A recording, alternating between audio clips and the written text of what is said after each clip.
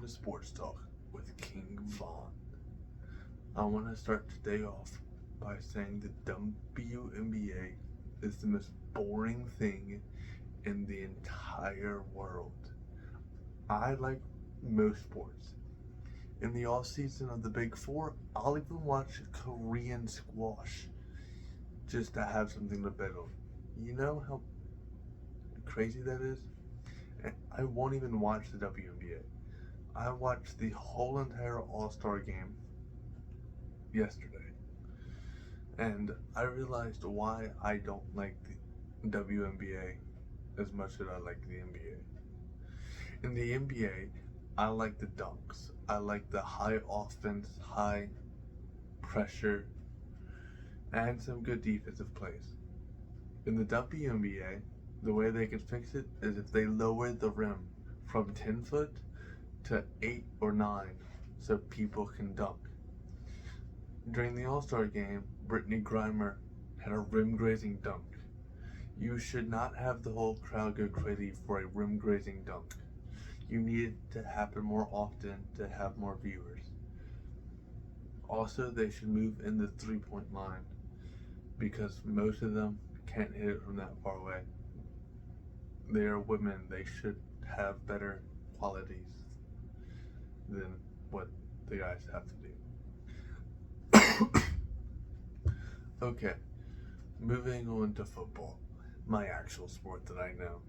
Here are a couple waiver wires that I would try to pick up if they're available in your leagues. The first one is Tutu Atwell, the receiver for the Rams. Since Puka Nacua is playing the Cooper Kupp role right now, getting 15 receptions a week, Tutu Atwell is silently becoming the Robert Woods or Brandon Cooks of the Rams offense. The Rams offense is very scheme based, so any receiver is going to do really well in there. They say that is a bad thing. I say run the scheme until it doesn't work anymore. It's just a smart thing to do.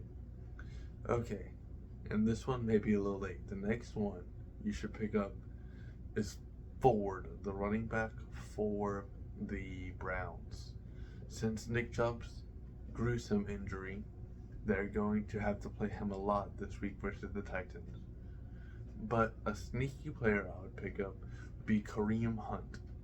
Technically, he's not on a team right this second, but the Browns are heavily pursuing him, and I think he'll be signed and ready to play by week 4. So, and the Browns run so much in their offense, it's crazy. It doesn't matter what back they have, and you should have them starting in one of your lineups. Okay, for Mr. Kyler, let's talk about baseball today. The wild card race, especially. In the AL, the wild card race is pretty much over. The Yankees are 7 games back with only 2 weeks left in the season. There's not really a way that they win. Get in. So the teams that are in are going to be the Rays, the Blue Jays, Seattle, and the Rangers. But let's move on to the more interesting wild card race, the NL. So we have 5 teams really fighting for 2 spots. It could be 6, because you have the Phillies that are 3 games up in the best spot with 82 wins, and 3 games up on the closest team out of the playoffs. The other 2 that are really fighting are the Diamondbacks that are only a half a game up in the wild card race, and the Cubs that are no game up right now because they haven't played a game yet. If they lose, they're technically out of the wild card spot right now. But the teams that are chasing them are the Marlins at a half a game behind, the Reds at a whole game behind, which was a crushing defeat today by the Twins. They really needed that one.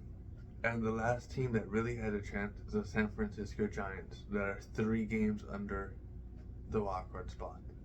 So if they lose more than 2 more games, they're pretty much out. They need to make a run now and hope for all of those teams above them to lose.